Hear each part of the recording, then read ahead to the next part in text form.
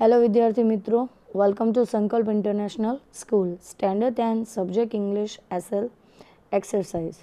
આપણે એક્સરસાઇઝમાં આજે જોવાના છીએ unit 3 an interview with Arun Krishna Murthy. આપણે સારી રીતે જાણીએ છીએ કે અરુણ કૃષ્ણ મૂર્તિ યુનિટ આપણો ફિનિશ થઈ ગયો છે. હવે એને લગતી આપણે દરેક એક્સરસાઇઝ નથી કરતા, પણ વોકેબ્લરી જે પાર્ટ છે એની અમુક એક્સરસાઇઝ આપણે તમને સમજાવવા માટે કરીએ છીએ, જેથી એક્સરસાઇઝ કેવી રીતે કરવી એ તમને ખ્યાલ આવે. આપણે બધી એક્સરસાઇઝ લેતા નથી. એના પહેલાં વિદ્યાર્થી મિત્રો થોડી જાણકારી એવી આપવા માગું છું તમને કે આપણા દરેક યુનિટની અંદર એક્સરસાઇઝની અંદર 4 પાર્ટ પડે છે. એક વોકેબ્લરી, જેની બધી exercise V1, V2, V3, V4, V6, V5 એવી રીતે આવે છે. સેકન્ડ પાર્ટ પડે છે કોમ્પ્રિહેન્શન. તો કોમ્પ્રિહેન્શનની જે એક્સરસાઇઝ છે એ C1, C2, C3, C4 એવી રીતે આવે છે. થર્ડ પાર્ટ પડે છે લેંગ્વેજ. તો લેંગ્વેજની એક્સરસાઇઝ એવી રીતે આવે છે L1, L2, L3, L4. અને 4 અને લાસ્ટ પાર્ટ પડે છે રાઇટિંગ. રાઇટિંગમાં આવે છે W1, W2, W3.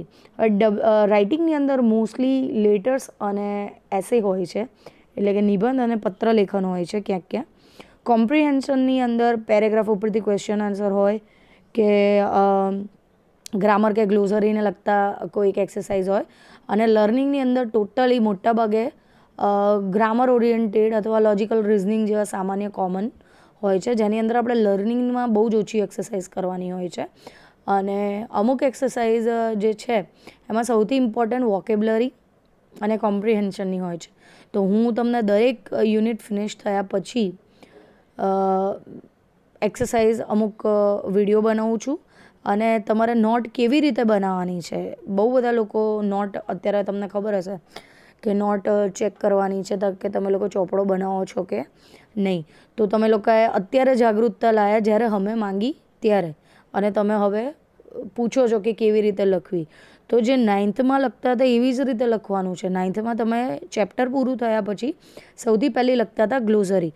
તો અહીંયા દરેક યુનિટની ગ્લોઝરી હું PDF મોકલાવું કે PDFમાં ઓછી ગ્લોઝરી હોય, ગમે તે હોય, PDFની ગ્લોઝરી તો નોટની અંદર લખવાની જ છે. એઝ વેલ તમારે ટેક્સ્ટની અંદર યુનિટનું પાર્ટ, એટલે કે સમજૂતી પૂરી થાય એવું તરત જ ગ્લોઝરીનો એક પાર્ટ આપ્યો છે ટેક્સ્ટ બુકની અંદર. તો એ તમામ ગ્લોઝરી પણ તમારી ચોપડીમાં લખી જ દેવાની છે, બરાબર. દેન આફ્ટર તમારે વોકેબ્લરી એટલે કે V1ની એક્સરસાઇઝ સ્ટાર્ટ કરવાની છે. દેન આફ્ટર કોમ્પ્રિહેન્શનની, એના પછી લર્નિંગની, અને એના પછી રાઇટિંગની. આ રીતે તમારે સિક્વન્સમાં જ દરેક યુનિટમાં કામ કરવાનું છે. પોયમમાં પણ એઝ ઇટ ઇઝ છે. પોયમની અંદર ક્વેશ્ચન આન્સર હશે, ટ્રુ ફોલ્સ હશે, જોડકા હશે, અને બહુ તો MCQ હશે. તો પહેલાં ગ્લોઝરી અને પછી જે એક્સરસાઇઝ આપી હોય એ તમારે કમ્પલસરી પોયમની અંદર પણ એવી જ રીતે કરવાની હોય છે. પોયમમાં તો યુનિટ કરતાં બહુ જ ઓછી એક્સરસાઇઝ હશે, 3 કે 4 ગણીને. તો એ 3 થી 4 જે બી આપી હોય એ તમારે એ જ રીતે લખવાની છે. એમ છતાં હું તમને જૂના ચોપડાની પણ PDF મોકલી આપીશ, એ પ્રમાણે પણ તમે કામ કરી શકો છો. પણ જેમ બને એમ તમે પાઠની અંદરથી જવાબ જાતે શોધીને લખશો તો તમારે એકસાથે મહેનત થઈ જશે. પણ ગાઈડમાંથી સીધું ચોપડો બનાવવા માટે ઉતારો કરશો, એટલે કે કોપી કરશો, ગાઈડમાંથી જોઈને લખશો, કે દર્પણ હોય કે કુમાર હોય, કોઈ બી પ્રકાશનની ગાઈડ તમે લઈને એઝ ઇટ ઇઝ ઉતારો કરશો તો તમને મગજમાં કંઈ નહીં બેસે. પણ જે એક્સરસાઇઝ હું વિડીયોમાં સમજાવું છું એ પ્રમાણે તમે ફોલો કરશો, એટલે કે આન્સર લખશો, તો તમને સારી રીતે ખ્યાલ આવશે. તો અહીંયા ઘણી એક્સરસાઇઝ મેં એવી લીધી છે કે જેમાં જવાબ તમને સમજાવવા માટે મેં લખી દીધા છે, અને ઘણી એક્સરસાઇઝ મેં એવી લીધી છે જેમાં જવાબ હું ખાલી સમજાવીશ, જવાબ તમારે જાતે લખવાના છે. તો એ પ્રમાણે તમે કામ કરજો. તો ચલો શરૂ કરીએ unit 3 an interview with Arun કૃષ્ણમૂર્તિની એક્સરસાઇઝ. ફર્સ્ટ પાર્ટ છે વોકેબ્લરી. તો તમારા એક્ઝામમાં પણ દરેક જે સૂચના છે એ દરેક સૂચના તમને ઇંગ્લિશમાં જ આપશે, આપણે એને સમજવાની છે. તો અહીંયા જોઈએ વોકેબ્લરીનું V1. Use the words from the box to complete this text about environmental problems. એટલે કે નીચેનો જે પેરેગ્રાફ છે એમાં બ્લેન્ક્સ છે. એ બ્લેન્ક્સ શું શો કરે છે? તો એ શો કરે છે કે જેટલા બી એન્વાયરમેન્ટલ પ્રોબ્લેમ્સ છે એને લગતો એક પેરેગ્રાફ છે, અને એની અંદર આ બોક્સની અંદર આપેલા એક ક્લુ છે. ક્લુ એટલે કે તમે શું કહો છો એને, કૌંસમાંથી યોગ્ય શબ્દ પસંદ કરી ખાલી જગ્યા પૂરો, ગુજરાતીમાં આપણે કહીએ તો. એવી જ રીતે તમારે આ જે ક્લૂઝ છે એ ક્લૂને તમારે એવી રીતે આ બ્લેન્ક્સમાં મૂકવાના છે જેથી કરીને આ આખો પેરેગ્રાફ મિનિંગફુલ બને. તો આપણે જોવા જઈએ, પહેલું બોક્સ ક્લૂની અંદર શું છે? પોલ્યુટેડ એટલે પ્રદૂષણ, ડિસ્પોઝલ એટલે કે નિકાલ, લેયર એટલે કે પડ, ગ્રીન હાઉસ તો તમે ગ્રીન હાઉસ ઇફેક્ટ સાયન્સમાં ભણી જ ગયા છો કે શું છે.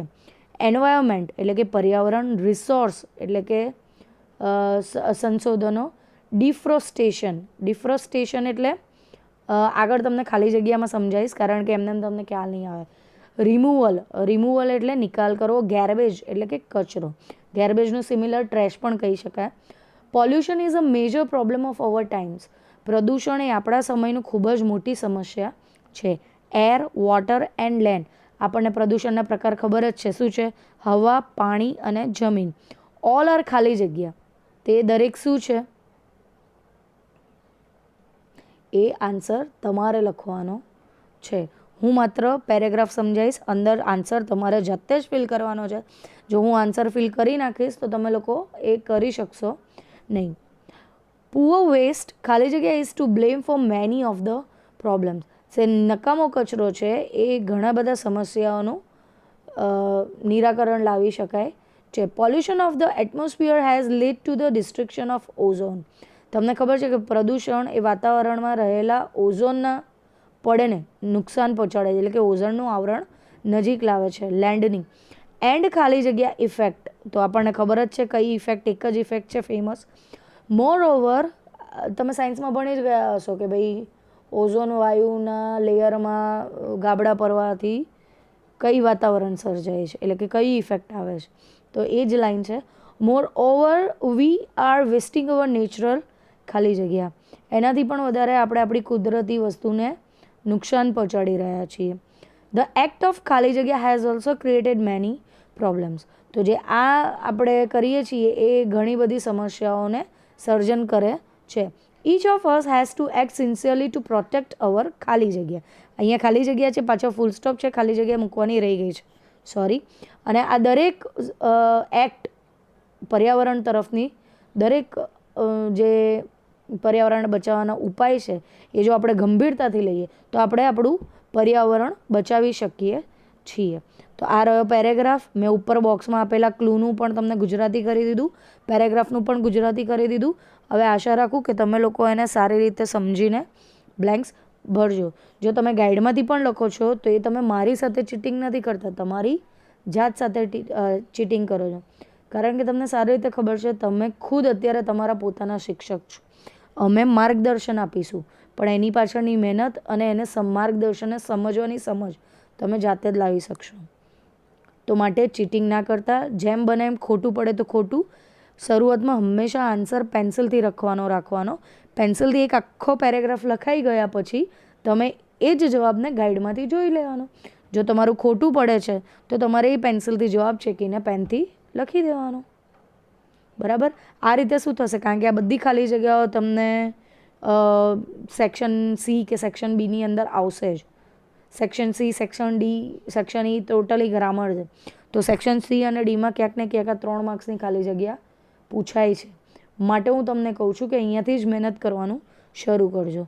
નેક્સ્ટ જોઈએ, V2 match A with B and form a sentence using both the words one has been done for you. એક તમને કરીને આપ્યું છે કે કેવી રીતે વાક્ય બનાવવાનું છે, કે આ વાક્યને કેવી રીતે ઉપયોગ કરવાનો છે. હવે અહીંયા સમજાવી દઉં કે પાર્ટ એની અંદર જે છે અને પાર્ટ બીની અંદર બેના જોડકા જોડવાના છે. તો આપણે જોડકા અહીંયા એરો મારીને નથી જોડ્યા, આપણે સાઈડમાં એને નંબર્સ આપી દીધા છે અને એને વાક્યમાં કેવી રીતે ટ્રાન્સફર કરવાનું છે એ સમજાયું છે. અહીંયા મેં જોડકાના જવાબ આપી દીધા છે પણ બધા આન્સર સેન્ટેન્સ બનાવીને લખ્યા નથી, એ તમારે જાતે કરવાના છે. અહીંયા આપ્યું છે મોસ્કીટોઝ. તો મોસ્કીટોઝથી શું ફેલાય?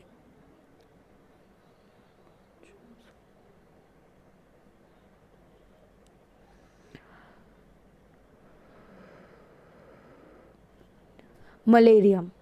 તો મલેરિયા અને મોસ્કીટોઝ ઉપરથી તમને અહીંયા વાક્ય બનાવેલું છે કે generally mosquitoes spread malaria in monsoon. Malaria mosquitoes મોન્સૂનમાં નોર્મલી ફેલાવતા હોય છે. પછી આપ્યું છે સપોર્ટિવ.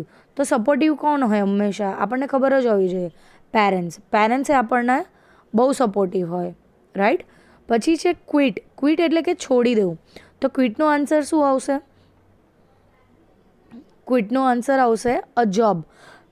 માણસ શું છોડી શકે? જોબ છોડી શકે. તો અહીંયા આપણે જે નંબર્સ આપ્યા છે આન્સરની અંદર, એ આ પાર્ટ બીની સામે જે પાર્ટ એના નંબર્સ છે એ છે. એટલે કે જેમ કે તમે જોઈ શકો છો કે મોસ્કિટોઝ, તો મોસ્કિટોઝની સામે કયો આન્સર આવશે? બરાબર. તો એવી રીતે આપણે લીધો છે કે અહીંયા મલેરિયા છે, તો મલેરિયાને આપણે 1 નંબર આપ્યો છે. તો એ 1 નંબર પાર્ટ એની અંદર રહેલા નંબરનો છે. એટલે કે મલેરિયાની સામે 1 નંબર આપ્યો, તો એ આન્સર કોનો છે? મોસ્કિટોઝનો. એટલે કે મલેરિયાની સાથે 1 નંબર આવશે મોસ્કિટોઝ. તો આ જે નંબર છે એ પાર્ટ એના નંબર છે. બરાબર. રિમૂવલ. તો આપણે રિમૂવલ કોનું કરીએ? જુઓ, હવે આન્સર શીટની અંદર 4 નંબર ક્યાં આપેલો છે? તો 4 નંબર આપ્યો છે ગેર્બેજની બાજુમાં. તો એ ગેર્બેજ ક્યાં આવશે? Removal of ગેર્બેજ. રિમૂવલની સામે ગેર્બેજ આવશે. Warne out. તો વોર્ન આઉટ આપણે શું કરી શકીએ? 2 વસ્તુ. એક sleepers and second one is clothes. તો ક્લોથ્સની આગળ જો 5 નંબર આપેલો છે. કેમ? કારણ કે 5 નંબરે શેનો છે?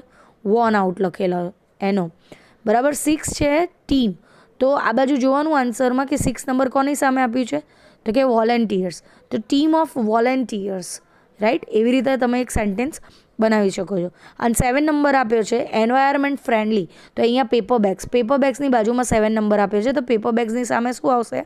Environment friendly. હવે હું તમારા માટે એક ઓલરેડી એક્ઝામ્પલ છે, બીજું સમજાવું કે અહીંયા એવું છે એન્વાયરમેન્ટ ફ્રેન્ડલી. તો આપણે એવું કહી શકીએ કે Arun and his team make environment friendly paper bags.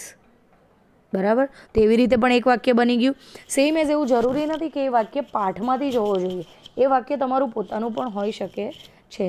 અહીંયા બીજું એક સેન્ટેન્સ છે ક્વિટ અને જોબ. તો ત્યાં તમે એમ બી કહી શકો કે જેમ કે અરુણની વાત કરીએ તો કે he left his job Google for EFI, right. તો લેફ્ટની જગ્યાએ આપણે ક્વિટ યુઝ કરવાનો છે. લેફ્ટ એટલે પણ છોડી લેવું અને ક્વિટ એટલે પણ છોડી દેવું. તો એવી રીતે તમારે જાતે બનાવવાના છે. V3 જુઓ.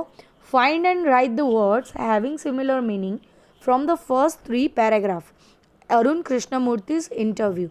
તો પહેલાં 3 પેરેગ્રાફમાંથી તમારે સિમિલર મિનિંગ શોધવાના છે. જે બ્લેક આપ્યા છે એ મિનિંગ્સ છે અને જે રેડ આપ્યા છે એ એનું સિમિલર મિનિંગ છે. એસ્ટાબ્લિશમેન્ટ. તો એસ્ટાબ્લિશમેન્ટ એટલે કે સ્થાપવું. તો ફાઉન્ડેડ એટલે પણ સ્થાપના કરવી. સી શોર તો દરિયા કિનારો. તો બીચ એટલે પણ દરિયા કિનારો.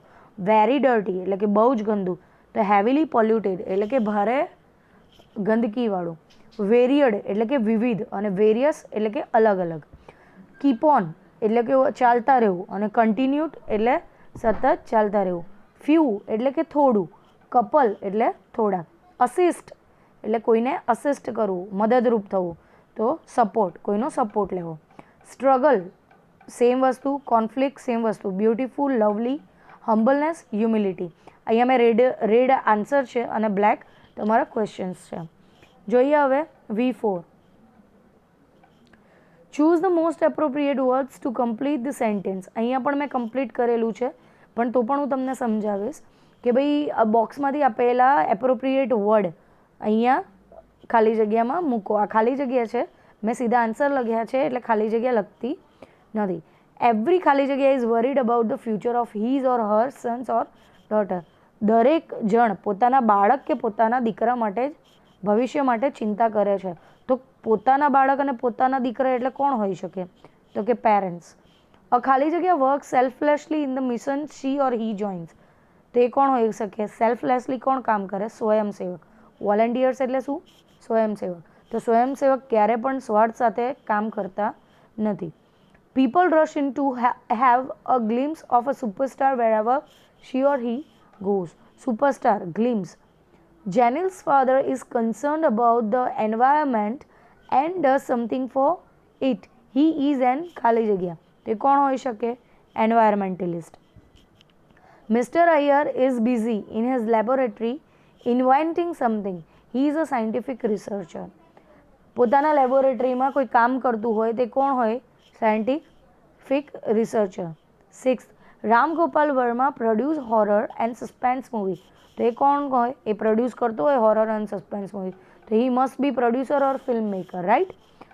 V5, use the correct form of the words from the box to complete the sentence. એટલે કે બોક્સની અંદરથી આપેલા જે છે એ ખાલી જગ્યા પૂરો.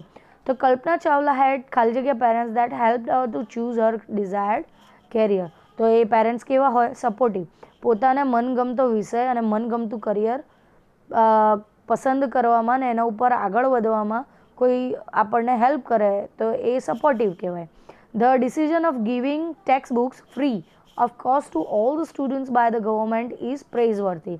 એટલે કે જે નિર્ણય લેવાય લોકોને free of cost text book આપવાનો એ ખૂબ જ સારો નિર્ણય હતો. Before you pass your SSC exam you should have information about all the courses after 10th.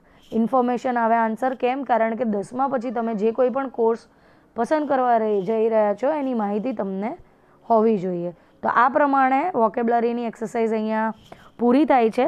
V5ની અંદર 3 ખાલી જગ્યા ભલે મેં આપી, પણ બાકીની ખાલી જગ્યાઓ તમારે જાતે કરવાની છે, માટે મેં અહીંયા 3 જ આપી છે. તો આ સાથે આજનો ટોપિક પૂરો થાય છે. યુનિટ 3ની વોકેબ્લરીની એક્સરસાઇઝ આશા રાખું તમને સમજ પડી હશે. એક્સરસાઇઝ જાતે કરતાં શીખજો. અને પહેલાં કીધું એમ કે દરેક યુનિટ દરેક પોયમની ટેક્સ્ટની એક્સરસાઇઝ કરવાની જ છે, અને કઈ કઈ કરવાની છે, લખવાની છે, એ બધું જ લિસ્ટ હું તમને મોકલાવી દઈશ. એના સિવાયની કોઈ પણ એક્સરસાઇઝ તમારા નોટબુકમાં લખવાની રહેતી નથી. તો આ સાથે આજનો લેક્ચર પૂરો થાય છે. અસ્તુ.